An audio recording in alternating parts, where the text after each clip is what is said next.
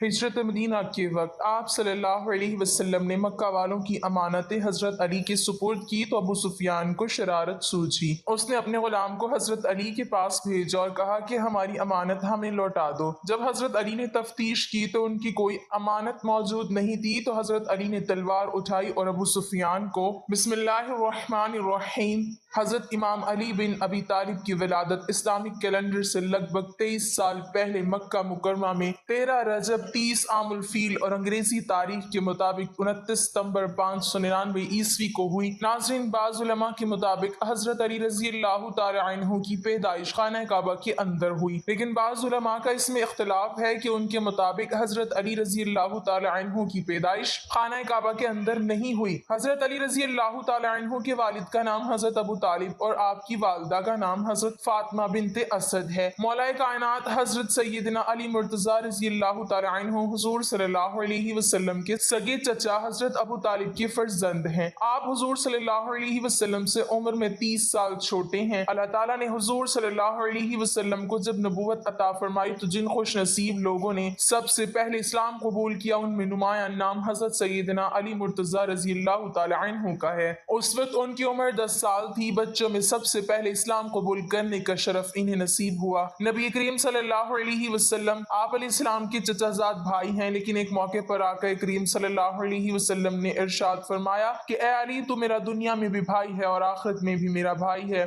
ایک بار نبی کریم صلی اللہ علیہ وسلم نے ارشاد فرمایا میں علم کا شہر ہوں اور علی اس کا دروازہ ہے۔ آج کی ویڈیو میں ہم آپ کو حضرت علی رضی اللہ تعالی عنہ کے علم و حکمت سے بھرپور ایسے فیصلے سنائیں گے جنہیں سن کر یقیناً آپ کا ایمان تازہ ہو جائے گا۔ حضرت عبید اللہ رضی اللہ تعالی عنہ فرماتے ہیں کہ حضرت سیدنا علی مرتضیٰ رضی اللہ تعالی عنہ کے پاس ایک سائل آیا اور سوال کیا۔ آپ رضی اللہ تعالی عنہ نے حضرت سیدنا امام حسن رضی اللہ تعالی عنہ سے کہا کہ اپنی ماں کے پاس جاؤ اور ان سے کہو کہ میں نے انہیں جو 6 درہم دیے تھے ان میں سے 1 درہم دے دیں۔ حضرت سیدنا امام حسن رضی اللہ تعالی عنہ گئے اور آ کر کہا کہ والدہ کہتی ہیں کہ وہ 6 درہم تو آپ رضی اللہ تعالی عنہ نے آٹے کے لیے رکھ دیے ہیں۔ آپ رضی اللہ تعالی عنہ نے فرمایا کہ اس آدمی کا ایمان سچا نہیں ہو سکتا جب تک کہ اس بندے کو اس چیز پر جو اللہ کے قبضے میں ہے زیادہ اعتماد نہ ہو بنسبت اس چیز کے جو کہ بندے کے قبضے میں ہے۔ تم جا کر اپنی ماں سے کہو کہ وہ 6 درہم دے دیں۔ چنانچہ آپ رضی اللہ تعالی عنہ نے وہ 6 درہم دے دیے۔ آپ رضی اللہ تعالی عنہ نے وہ 6 درہم اس سائل کے حوالے کر دیے۔ ابھی آپ رضی اللہ تعالی عنہ گھر میں داخل بھی نہیں ہوئے تھے کہ ایک شخص آیا،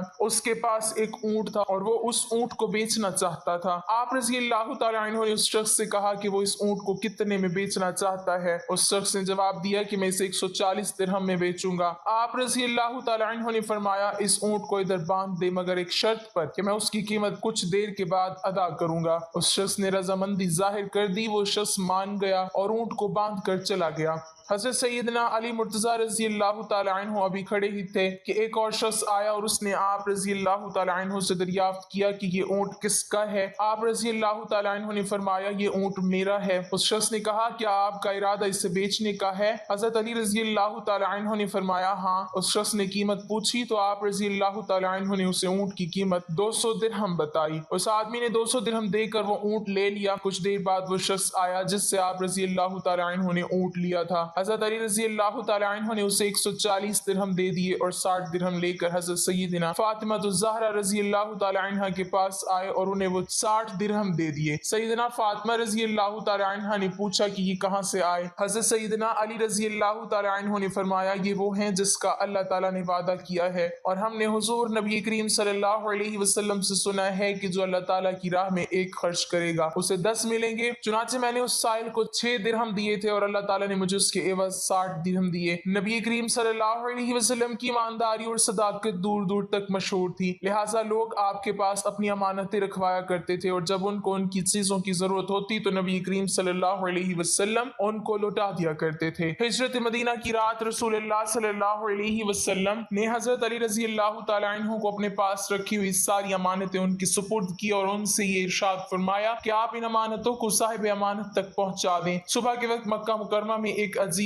واقعہ پیش آیا۔ ابو سفیان کے بیٹے حنظلہ نے عمیر بن وائل کو بلایا اور اس سے کہا کہ تم علی بن ابی طالب کے پاس جاؤ اور اسے 80 نسخات سونے کا دعویٰ کرو کہ میں نے یہ سونا حضرت محمد صلی اللہ علیہ وسلم کے پاس بطور امانت امانت رکھا تھا۔ نبی کریم صلی اللہ علیہ وسلم مدینے کی طرف کوچ کر گئے ہیں اور علی ان کے وکیل ہیں، ان سے جا کر کہو کہ آپ میری امانت مجھے واپس کر دیں۔ اگر علی تم سے گواہ طلب کریں تو ہماری گواہی قریش کی تمام جماعت دے گی، اور تیرے اس قدم کے بدلے میں تجھے اپنی ماں ہندہ کا گلو بند دیتا ہوں۔ عمیر بن وائل نے حضرت علی رضی اللہ تعالیٰ عنہ کے پاس آ کر امانت کا دعویٰ کر دیا۔ حضرت علی رضی اللہ تعالیٰ عنہ نے اس سے امانت کی نشانی طلب کی تو اس نے بتا دی۔ اس کے بعد آپ رضی اللہ تعالیٰ عنہ نے اس امانت کو سامان میں اسے تلاش کیا، لیکن اس کی امانت کہیں نظر نہیں آئی، یہاں تک کہ اس کے اثرات بھی نہیں ملے، جبکہ ہر امانت ان کے پاس موجود تھی اور ان امانتوں پر ان کے مالک کا نام لکھا ہوا تھا اور ان میں عمیر کا نام کہیں بھی درج نہیں تھا۔ حضرت علی رضی اللہ تعالیٰ عنہ نے عمیر کو بہت سمجھایا کہ تم اس دعوے میں جھوٹے ہو، تم جھوٹ بول رہے ہو، لیکن اسے سمجھانے میں کوئی فائدہ نہیں ہوا۔ وہ اپنی ضد پر اڑا رہا۔ اس نے کہا میرے چند گواہ ہیں، جس میں ابو جہل اور اس کا بیٹا اکرمہ، عقبہ بن محیط، ابو سفیان اور اس کا بیٹا حنظلہ شامل ہیں۔ یہ حضرات میری گواہی دینے کے لیے تیار ہیں۔ یہ سن کر حضرت علی رضی اللہ تعالیٰ عنہ اچھی طرح جان گئے کہ یہ صرف ان کا فریب ہے، چنانچہ آپ نے فرمایا کہ گواہوں کو خانہ کعبہ میں حاضر کیا جائے۔ پھر آپ رضی اللہ تعالیٰ عنہ نے عمیر کو ایسی جگہ طلب کیا کہ عمیر کی بات نہ سن سکی۔ آپ نے فرمایا برادری اسکیم بتائیے، یہ امانت آپ نے دن کے کس وقت رسول اللہ صلی اللہ علیہ وسلم کے سپرد کی تھی؟ اس نے کہا دوپہر کے وقت۔ رسول خدا صلی اللہ علیہ وسلم نے میرے ہاتھ سے لی تھی اور اپنے غلام کے حوالے کی تھی۔ اس کے بعد حضرت علی رضی اللہ تعالیٰ عنہ نے ابو جہل کو طلب کیا، لیکن اس نے گواہی دینے سے انکار کر دیا اور کہنے لگا مجھ پر گواہی دینا کوئی فرض تو نہیں ہے۔ پھر آپ نے ابن سفیان کو بلایا اور اس سے یہی سوال کیا۔ ابو سفیان نے کہا غروب آفتاب کے وقت حضرت محمد صلی اللہ علیہ وسلم کے حوالے کی تھی اور آپ صلی اللہ علیہ وسلم نے اپنی جیب میں ڈال دی تھی۔ پھر حنظلہ کو بلایا تو اس نے گواہی دی کہ دوپہر کا وقت تھا جب یہ امانت حضرت محمد صلی اللہ علیہ وسلم نے لی تھی۔ پھر حضرت علی رضی اللہ تعالیٰ عنہ نے عقبہ بن معیط کو بلا کر اس سے سوال کیا۔ عقبہ نے جواب میں کہا نبی کریم صلی اللہ علیہ وسلم نے یہ امانت عصر کے وقت لی تھی اور فوراً اپنے گھر بھیج دیا تھا۔ پھر حضرت علی نے اکرمہ کو بلایا اور اس سے سوال کیا۔ اس نے جواب میں کہا حضرت محمد صلی اللہ علیہ وسلم نے یہ امانت طلوع آفتاب کے وقت لی تھی اور اس امانت کو فاطمہ بنت اسد کے گھر روانہ کر دیا تھا۔ جب عمیر نے مختلف اور الگ الگ گواہیاں سنی تو اس کا رنگ اڑ گیا اور وہ جان گیا کہ اب اس کی رسوائی ہونے والی ہے اور اسے مزید ذلت کا سامنا کرنا پڑے گا، چنانچہ اس کا رنگ زرد ہو گیا اور اس کے چہرے پر ہوائیاں اڑنے لگی۔ حضرت علی رضی اللہ تعالیٰ عنہ نے فرمایا اے عمیر تیرا رنگ کیوں زرد ہو گیا اور تجھ میں تبدیلی کیوں ہو رہی ہے؟ عمیر نے کہا اے علی رضی اللہ تعالیٰ عنہ میں نے جو دعویٰ کیا دراصل وہ کسی کا مکر و فریب تھا۔ اب میں آپ کو اصل بات بتاتا ہوں، میں رسوا نہیں ہونا چاہتا، مجھے اس پاک بیت اللہ شریف کی قسم کہ میری محمد صلی اللہ علیہ وسلم کے پاس کوئی امانت نہیں ہے۔ اصل میں حنظلہ بن ابو سفیان نے مجھے لالچ دیا اور اس نے مجھے اس کے بدلے میں دینار اور ہندہ کا گلو بند دیا، انہیں میں واپس کرتا ہوں۔ یہ سن کر قریش کے سر شرم سے جھک گئے۔ اسی وقت حضرت علی رضی اللہ تعالیٰ عنہ نے فرمایا وہ تلوار لائی جائے جو کوشہ خانہ میں موجود ہے۔ چنانچہ آپ نے وہ تلوار لی اور ابو سفیان کے سامنے رکھی، فرمانے لگے اس تلوار کو پہچانتے ہو؟ ابو سفیان اور اس کے گروہ نے جواب دیا ہاں یہ تلوار حنظلہ کی ہے، یہ وہ تلوار ہے جو چوری ہو چکی ہے۔ حضرت علی رضی اللہ تعالیٰ عنہ فرمایا ہاں یہ تلوار حنظلہ کی ہے لیکن اسے کسی نے چرایا نہیں ہے، اس میں بھی تمہارا مکر و فریب شامل ہے۔ پھر حضرت علی رضی اللہ تعالیٰ عنہ نے ابو سفیان سے کہا بتاؤ تمہارا غلام مالا اسوا کہاں ہے؟ ابو سفیان نے کہا وہ کسی کام کے لیے طائف گیا ہوا ہے۔ حضرت علی رضی اللہ تعالیٰ عنہ نے فرمایا تجھ پر افسوس ہے، اگر تو سچا ہے تو اسے حاضر کر۔ ابو سفیان خاموش اور پریشان ہو گیا۔ اس کے بعد آپ رضی اللہ تعالیٰ عنہ نے سرداران قریش کے 10 غلاموں کو حکم دیا کہ زمین کے فلاں ٹکڑے میں گڑھا کھود کر مالا اسوا کی لاش کو باہر نکالو اور اسے صحن کعبہ میں لائیں۔ چنانچہ پھر انہوں نے ایسا ہی کیا اور وہ ابو سفیان کے غلام کی لاش کو لے آئے۔ یہ منظر دیکھ کر لوگ اکٹھے ہو گئے اور اس قتل کی وجہ پوچھنے لگے۔ حضرت علی رضی اللہ تعالیٰ عنہ نے فرمایا حنظلہ اور ابو سفیان نے اس سے رشوت دی تھی اور اس سے کہا کہ اگر تو علی کو قتل کر دے گا تو ہم تجھے آزاد کر دیں گے، اور ان کا غلام اس پر راضی ہو گیا۔ انہوں نے اس کو تلوار دی، وہ اندھیرے میں چھپ کر بیٹھ گیا تاکہ مجھے قتل کرے۔ جب میں اس کے قریب گیا تو وہ کھڑا ہو کر تلوار سے میرے سر پر وار کرنے لگا، میں نے اس سے تلوار کھینچ لی اور ایک وار میں اسے قتل کر دیا، اور یوں اس کے مکر و فریب کا کوئی نتیجہ نہیں نکلا۔ تو عمیر نے جب یہ داستان سنی تو اس کا دل نور اسلام سے روشن ہو گیا اور اس نے کہا اشہد ان لا الہ الا اللہ و اشہد ان محمد رسول اللہ۔ اس واقعے کے بعد حضرت علی رضی اللہ تعالی عنہ مدینہ منورہ کے لیے روانہ ہو گئے۔ روایات میں آتا ہے کہ دو مسافر اکٹھا سفر کر رہے تھے۔ صبح کے وقت دونوں ایک جگہ پر کھانا کھانے کے لیے بیٹھ گئے۔ اس میں سے ایک مسافر کے پاس 5 روٹیاں تھی جبکہ دوسرے کے پاس 3 روٹیاں تھی۔ اس دوران ایک شخص کا گزر اس جگہ سے ہوا۔ اس شخص نے ان دونوں کو سلام کیا۔ ان دونوں حضرات نے اسے کھانے کی دعوت دی، چنانچہ وہ شخص ان کے ساتھ کھانے میں شریک ہو گیا۔ کھانا کھانے کے بعد اس شخص نے دونوں کو 8 درہم دیے اور کہا یہ 8 درہم میں تمہیں دیتا ہوں کہ تم نے مجھے کھانا کھلایا۔ اس کے بعد وہ شخص چلا گیا۔ اس شخص کے جانے کے بعد ان دونوں مسافروں کے درمیان رقم کی تقسیم پر جھگڑا شروع ہو گیا۔ جس شخص کے پاس 5 روٹیاں تھی وہ کہتا تھا کہ میرے پاس 5 روٹیاں تھی اس لیے 5 درہم میرے ہیں، جبکہ دوسرا شخص کہتا تھا کہ نہیں، رقم دونوں میں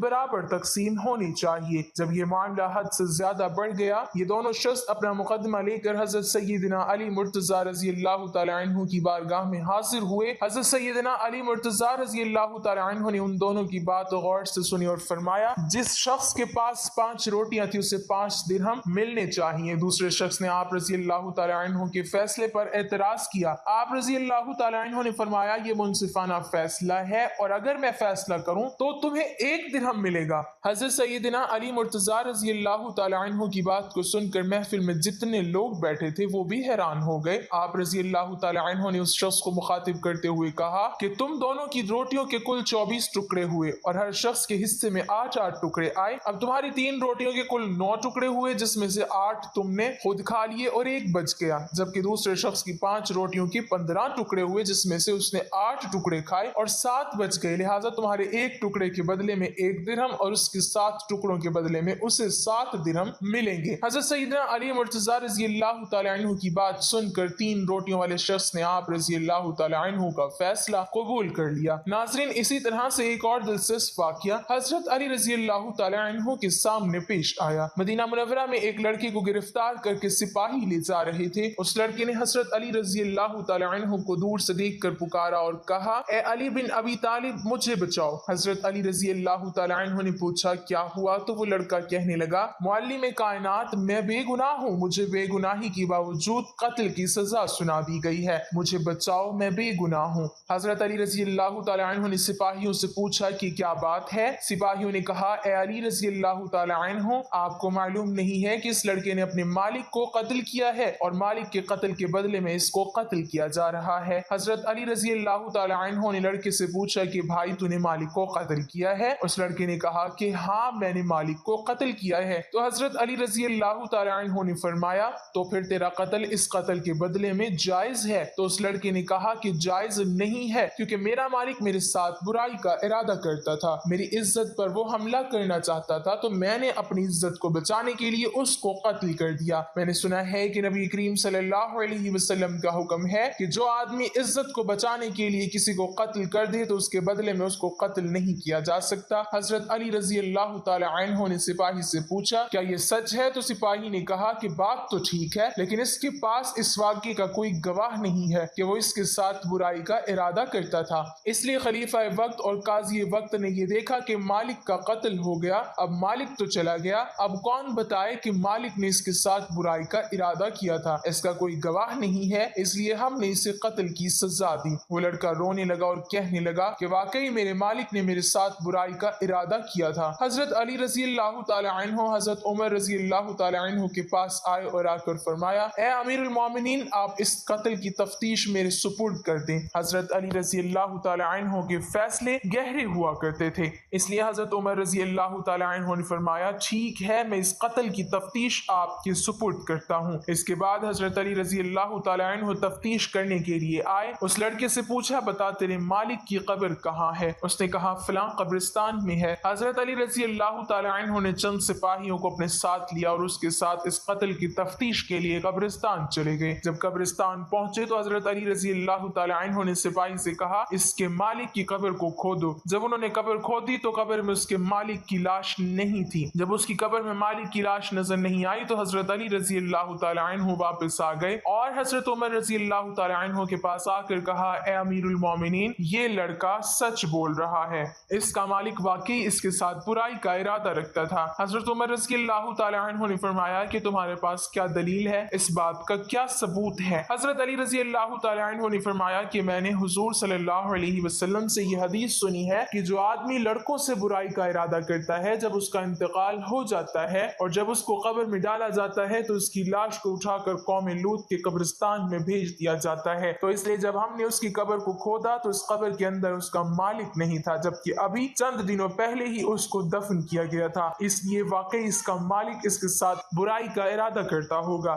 اس شک کا فائدہ دیتے ہوئے اس لڑکے کو بری کر دیا گیا۔ اس موقع پر حضرت عمر رضی اللہ تعالی عنہ نے فرمایا اگر آج علی رضی اللہ تعالی عنہ نہ ہوتے تو عمر ہلاک ہو جاتا۔ ناظرین، حضرت علی رضی اللہ تعالی عنہ کے فیصلے بہت گہرے ہوا کرتے تھے۔ اللہ تعالیٰ نے آپ کو بڑی ذہانت بخشی تھی۔ اللہ پاک ہمیں نیک اعمال کرنے کی توفیق عطا فرمائے اور ہمیں نیکوکاروں میں شامل کرے، آمین۔ ناظرین، کمنٹ باکس میں اللہ تعالیٰ کے 99 ناموں میں سے ایک نام ضرور ٹائپ کریں۔